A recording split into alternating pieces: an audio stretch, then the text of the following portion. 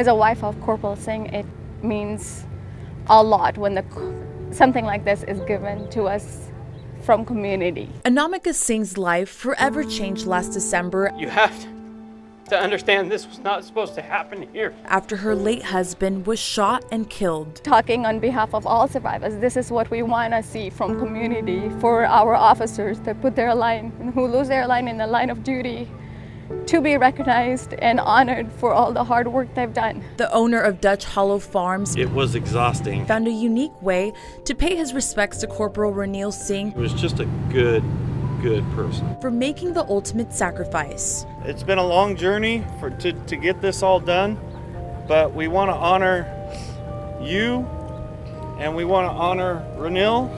Ron would want something like this.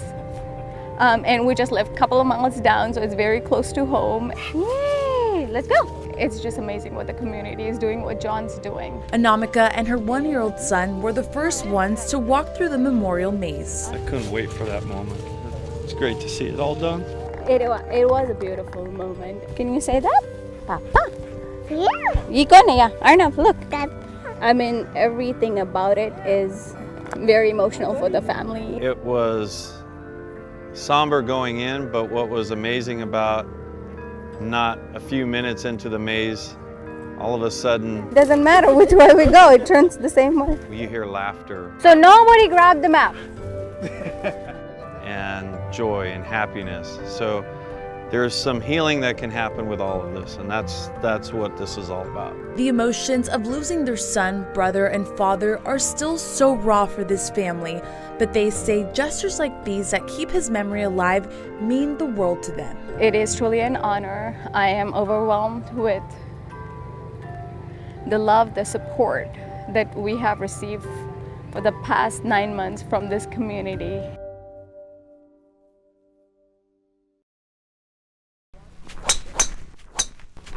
Cordova Golf Course is far from a country club. Any kind of golfer here can play and be comfortable. That's like the biggest thing. But for players like Alex Lavelle, this is home. And my dad taught me how to play golf on this golf course since I was 10. But now the Cordova Recreation and Park District is considering closing the course, either temporarily or possibly permanently, much to the dismay of those who play here. The golfing community deserves better than this. Golfers tell us that this course is actually more affordable than most of the courses in the area. And there's a lot of houses in the area. Neighbors tell us that the course really brings up the value of the entire neighborhood. If we lose the golf course, then it'll take a toll on, like, if we sell our house, then, like, we'd sell it for a lot less money. Kaylee and Gregson Leno live off the 6th hole. This is like our second backyard. But the Parks District says the course is deteriorating. Paths need repaving, buildings need renovating, and there's a drainage problem. Issues which aren't helping to bring in the crowds. We're at the point where now it's a little more discrepancy between that revenue collection and the expenses.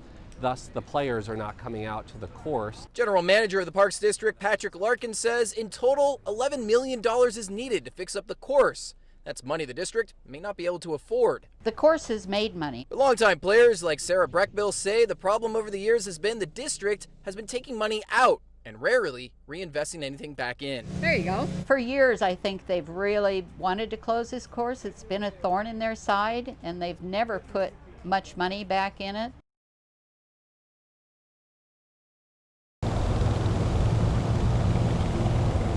Miles of high floodwater surging through Cache Creek, peaking near the top of this bridge along I-5 in Yolo County. It's up almost to the top of the levee, and it's usually like 75 feet down. Tim Brichta has lived in Yolo County his entire life. His home sits along the now flooded creek. I just found out about 20 minutes ago to get evacuated. Brichta, along with around 100 of his neighbors living near the creek, are facing a mandatory evacuation. Yolo County officials say water was seen spilling over parts of the levee, leading to concerns of possible erosion of the water barrier. As deputies went door to door evacuating homeowners. My sister's out on the levee laying sandbags, my brother-in-law. So really it's just all about the community. Just a really big family, a really big community out here. We're just trying to stick together. Although officials say the water has reached its peak and is expected to recede in coming days, people living here are taking all necessary precautions. I'm just going to go sit in evacuation center and wait.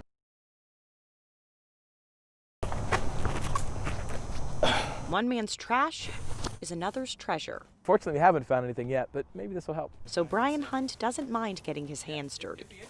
I think there's always a little part of you that's angry when you lose something. Searching for a book that he considers gold.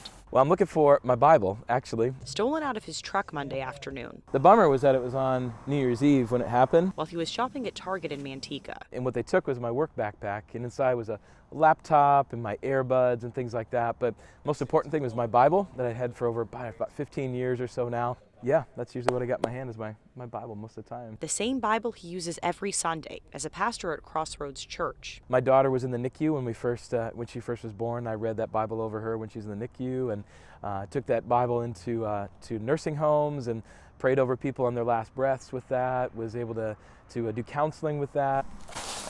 And so, and I know it's a book. I can buy another one, but all those memories that are within there, it makes it what it is special. Now searching through the dumpster, hoping the thief may have taken the things they could sell for a profit and ditched the Bible. Think about what Jesus did for us. I think the least I could do is go into a dumpster for him. So police are investigating, while Hunt thinks someone used a tool to pop the lock out of his truck in order to get inside. Completely gone. Yeah. Yep, it's completely gone. He prays he has his Bible back before his next sermon. After all, he's never led a service without it. I think the coolest thing would be is that if that person, whoever has it, would realize that there's a Bible in there, that they'd open it, they might read it, and then maybe their life would be changed as a part of it. But the perfect world would be is that they would open it, read it, have their life change, and then give it back.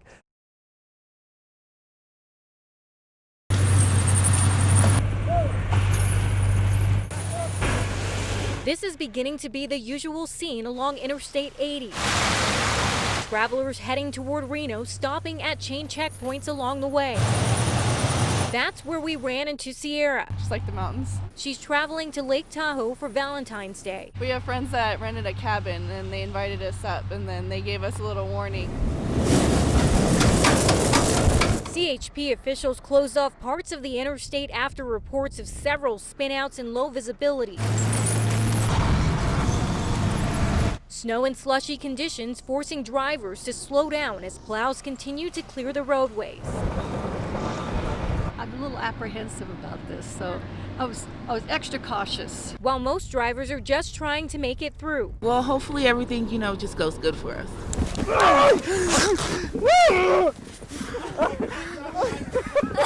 John Mitchell and his family stopped to enjoy the fresh coating of snow.